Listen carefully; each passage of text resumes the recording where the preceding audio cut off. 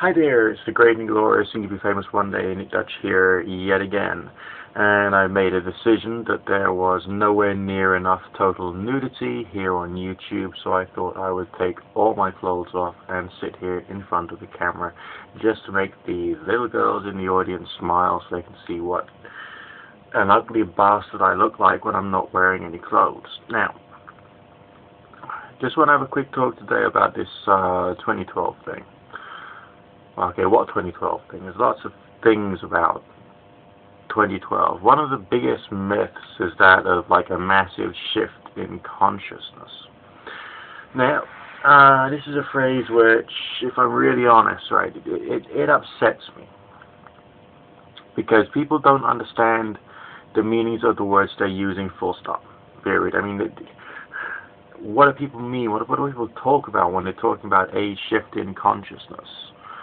When I wake up, that's a shift in consciousness. When I go back to sleep, that's a shift in consciousness. If I do some meditation and I actually get my brainwaves working on that perfect alpha-beta kind of like combination, that's a shift in consciousness.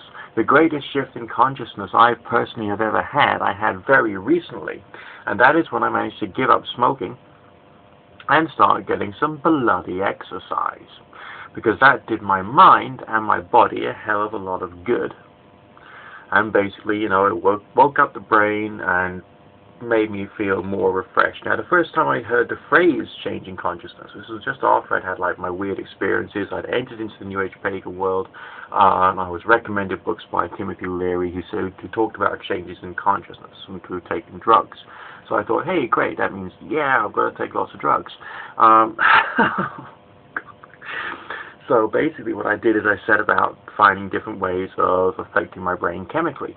And I came to the realization that this does not help one little bit. So if there's anyone out there who thinks that, yeah, you know, drugs change your state of consciousness and turn you into a wonderful supernatural being, no, bollocks.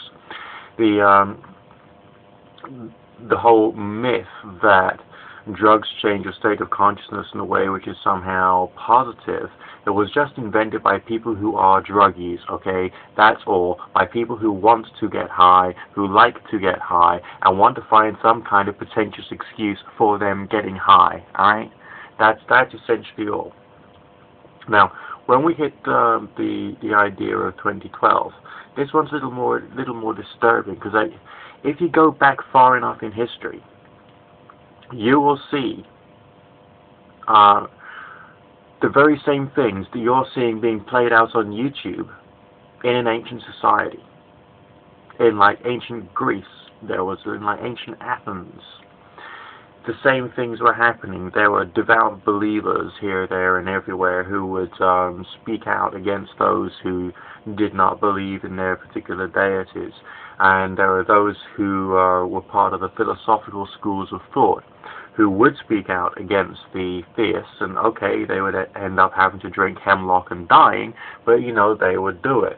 So essentially, has there been a shift in consciousness, namely a proper intellectual way of looking at the world since the days of ancient Athens, of ancient Greece? The bottom line is no, because you know, you still got humanity, and we are just a very primitive species of animal. So essentially what would happen come 2012?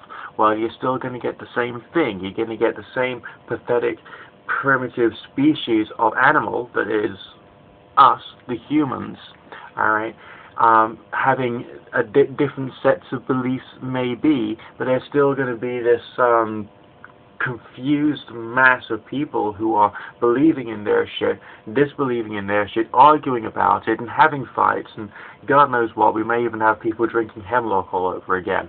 But essentially, what I'm trying to point out is that can there really be a massive change in the whole nature of our being when 2012 comes? No.